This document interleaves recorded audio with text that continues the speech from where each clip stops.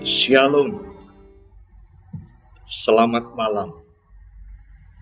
Kita berjumpa lagi dalam acara Renungan Night Call GBIB. Bapak, Ibu, saudara-saudara, anak-anak tercinta, sahabat GBIB.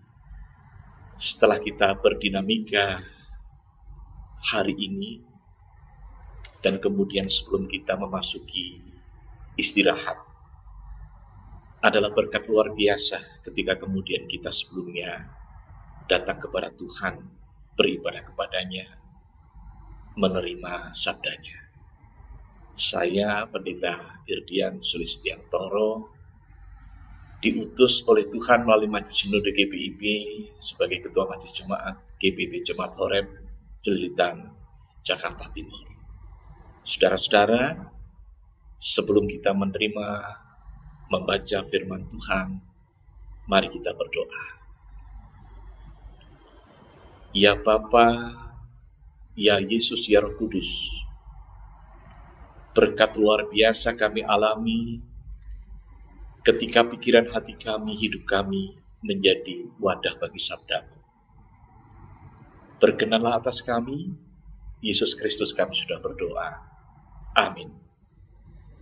Sahabat GBIB, kita akan menerima sabda Allah yang dituliskan di dalam kitab Perjanjian Baru, Ibrani pasal 5 ayat 9 hingga ayatnya yang ke-10 menyatakan demikian.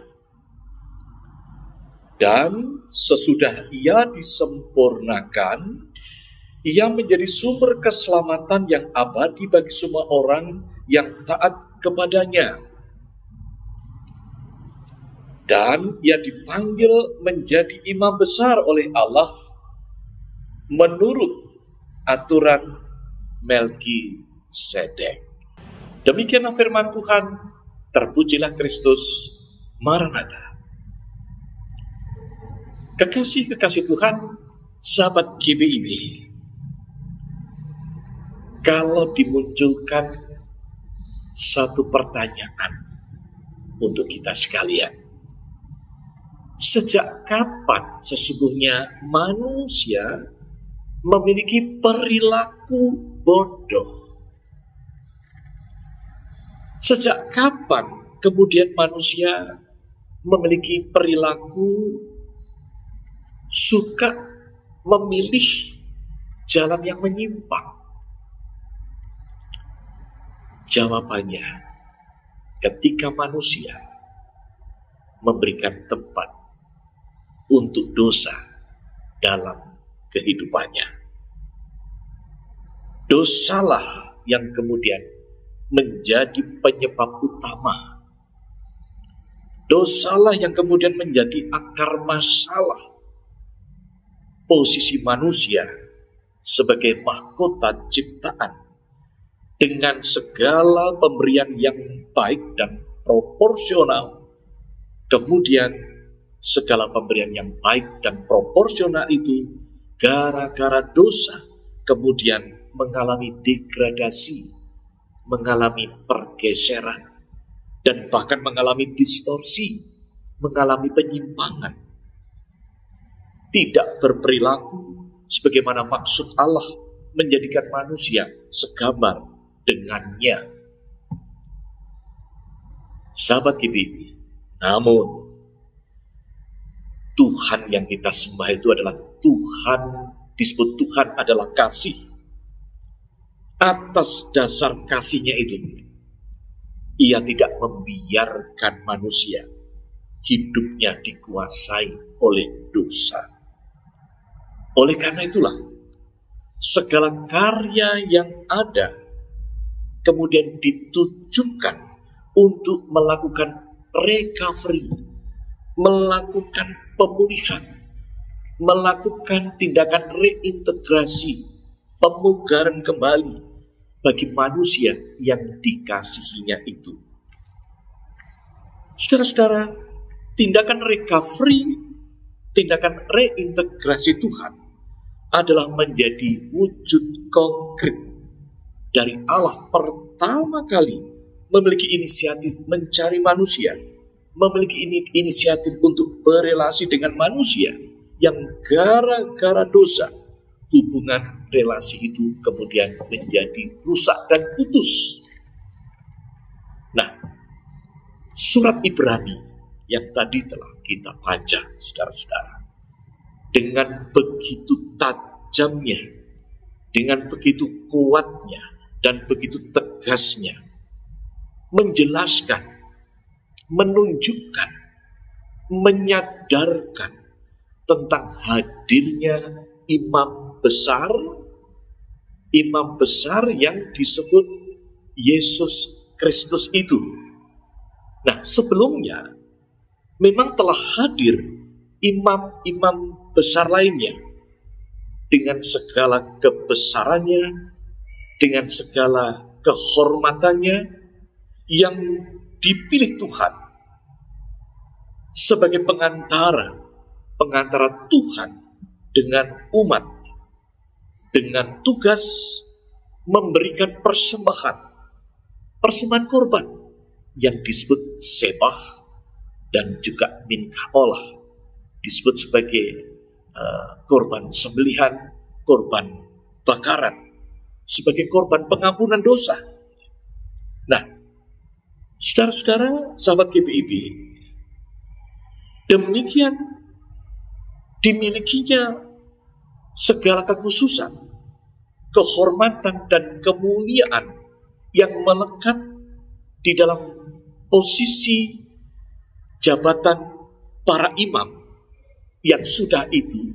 Semua itu adalah merupakan bayang-bayang yang hendak menunjuk kepada imam besar agung sejati, yaitu Yesus Kristus, yang oleh surat Ibrani ini kemudian diperbandingkan dengan peraturan Melkisedek. Berbicara tentang peraturan Melkisedek yang diperbandingkan oleh Ibrani tadi, maka dalam Ibrani 7 dijelaskan, dikatakan tentang siapa Melkisedek itu. Dikatakan Melkisedek itu adalah Raja Salem, Melkisedek itu adalah imam Allah yang maha tinggi, Melkisedek itu adalah Raja kebenaran, Melkisedek itu adalah Raja damai sejahtera, Melkisedek itu adalah posisi yang tetap menjadi posisi imam yang tetap sampai selama-lamanya, abadi. Nah, diperbandingkan dalam hal ini, dalam artian bahwa Kristus itu sebagai imam besar lebih tinggi dari Melkisedek. Kemudian Kristus sebagai imam besar itu, saudara-saudara, diejawantahkan, diwujudkan ketika dijelaskan di ayat 9 tadi, ya, dikatakan ketika Kristus mencapai kesempurnaannya. Sekali lagi, ketika Kristus mencapai kesempurnaannya, yaitu ketika melaksanakan puncak karyanya, ketika ia sebagai imam yang mempersembahkan korban pendamaian, sekaligus Kristus menempatkan dirinya sebagai korban penghapusan dosa yang sempurna. Sahabat GPIB, dikatakan sempurna ya, karena imam-imam yang lain, korban yang diberikan itu adalah sarananya, alatnya. Apakah itu binatang, apakah itu tanaman, dan lain sebagainya. Nah, namun tidak untuk Kristus. Kalau Kristus, dirinya sendiri yang dipersembahkan sebagai korban pengampunan dosa. Jadi disitulah letak kesempurnaannya, keutuhannya. Tidak ada satupun yang kurang di mata Tuhan. Nah, semuanya itu dinyatakan dalam peristiwa salib. Kita masih ingat dalam peristiwa salib ucapan Yesus yang terakhir. Yesus menyampaikan ucapan tetelestai. Tetelestai. Sudah selesai. Itu artinya menjelaskan apa yang Yesus lakukan sebagai korban. Itu tuntas, selesai. Pekerjaan yang tertuntas dari pekerjaan yang paling tuntas hanya dikerjakan oleh imam besar yang disebut Yesus itu. Dan peristiwa itu terjadi di Bait Allah. Terbelah.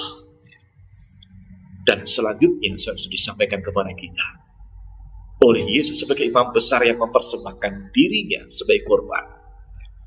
Yang dulunya hubungan Allah dan manusia terputus, Allah kemudian menjadi keberadaan yang transenden, berada nun jauh di sana tak tersentuh oleh manusia. Oleh pengorbanan Yesus sebagai imam besar itu kemudian menjadi terjembatani, bukan transenden lagi, menjadi imani, menjadi sangat dekat Tuhan beserta kita, Immanuel, sangat dekat. Nah, berangkat dari itulah para sahabat GBIB sebagai umat yang diperdamaikan harus setia kepada Kristus sampai akhir hayat, apapun situasi kondisinya. Nah, berangkat dari peristiwa itu, maka kehidupan ini dapat dilanjutkan. Peristiwa Yesus yang memposisikan diri sebagai korban yang sempurna, kemudian hidup ini memiliki titik berangkat untuk dilanjutkan. Nah, kekasih Tuhan, sahabat GBIB, beriman kepada Yesus memang kemudian ada dua tanggung jawab yang harus melekat pada kehidupan setiap orang Kristen. Yang pertama, Tuhan yang sudah memberikan satu tindakan yang luar biasa untuk kita, menyelamatkan kita. Maka respon apa yang kita berikan adalah respon kesetiaan. Bicara tentang kesetiaan, bukan temporal, tetapi kesetiaan yang kita ekspresikan, kita berikan dalam kehidupan ini sepanjang saat, sepanjang hidup ini, dalam situasi kondisi apapun. Seseorang dikatakan beriman atau sekedar beriman, sangat beriman, itu ditentukan ketika dia diperhadap-mukakan dengan situasi kondisi apapun. Nah, dalam hal ini, dalam situasi dan kondisi apapun kita tetap setia kepadanya. Dan perilaku yang murtad sangat jauh dari perilaku orang yang beriman kepada Yesus. Itu yang pertama. Yang kedua, sikap yang harus kita miliki sebagai respon kita adalah kita harus siap menyediakan diri untuk menyerupai Yesus, meneladani Yesus. Yesus itu kan hidupnya penuh dengan pengampunan. Maka marilah kita hidup juga diwarnai oleh sikap bisa dan mau mengampuni kepada siapapun. Kemudian berikutnya, Yesus itu kan selalu berpihak kepada mereka yang termarginalkan, mereka yang terpinggirkan. Nah, kita pun juga meneladaninya menjadi sosok-sosok yang berpihak kepada mereka yang termarginalkan, mereka yang terpinggirkan, mereka yang terdesak. Selanjutnya, kita meneladani Yesus adalah, Yesus itu kan apa yang dikatakan, yang dilakukan. Sosok yang punya integritas secara utuh dan sempurna. Nah, kita pun juga meneladaninya seperti itu. Pro kebenaran, pro keadilan. Dan itu semua dimulai dari lingkaran keluarga, persekutuan, dan juga lingkaran yang lebih besar. Berbuat, tidak bertanya, apa agamamu, apa sukumu, tetapi berbuat untuk siapapun. Karena Yesus itu mengajarkan kepada kita, semakin dekat dengan Yesus, kita semakin terbuka kepada siapapun. Yesus mengajarkan kepada kita, berkenaan dengan kasih, kita pun mengasihi kepada siapapun. Tuhan menyertai kita. Terpujilah namanya kekal selama-lamanya. Dia sang imam besar agung kita, yang memberikan terbaik untuk kita. Mari kita memuliakan akan namanya. Amin. Mari sebelum istirahat kita berdoa. Ya Bapa, terima kasih sabda Allah yang boleh kami terima. Jadikanlah kami sebagai sosok-sosok yang memiliki komitmen untuk tetap setia kepadamu sepanjang saat, dalam situasi dan kondisi apapun. Sanggupkan kami, dimampukan Tuhan untuk meneladanimu, memiliki sikap untuk peduli kepada mereka yang termarginalkan, pro keadilan dan pro kebenaran, memberikan yang terbaik kepada mereka yang membutuhkan. Ya Bapa, dalam kesempatan ini kami berdoa untuk majelis sinode sebagai pimpinan gereja. Kami berdoa untuk majelis jemaat sebagai pimpinan jemaat. Kami berdoa untuk jemaat-jemaat, terutama jemaat-jemaat yang ada di wilayah pos-pos Pelkes dan di kota-kota besar. Tuhan berkati Bapak. Dan kami juga berdoa bagi bangsa negara kami, negara kesatuan Republik Indonesia yang kami cintai. Dalam suasana pesta politik, kampanye sudah dimulai, Tuhan berkenan menyertai Indonesia yang kami cintai ini. Berkati rakyat Indonesia, anugerahkan kecerdasan agar mampu memberikan pilihan yang terbaik untuk Indonesia yang kami cintai ini. Terima kasih Bapak, berkati khususnya untuk morning call, night call, salah satu program dari Departemen Pelkes GPIB ini. Terima kasih Bapak, saat kami hendak beristirahat, kami menyerahkan roh tubuh jiwa kami ke dalam tangan pengasihan pelindungan Tuhan, agar kami boleh beristirahat dengan baik. Di dalamnya kami boleh menerima berkat-berkat Allah pada saat kami beristirahat, sehingga kami boleh mempersiapkan diri menatap hari esok dengan penuh kepastian, karena Yesus Kristus, Sang Imam Besar Agung kami, Sang Imam Sejati, akan tetap terus melindungi kami, menyertai kami. Di dalam nama Allah Bapa, Putra dan Roh Kudus, kami sudah berdoa. Amin. Terima kasih, Tuhan memberkati sahabat GPIB. Selamat berkarya untuk mempersiapkan di esok hari. Tuhan memberkati. Shalom.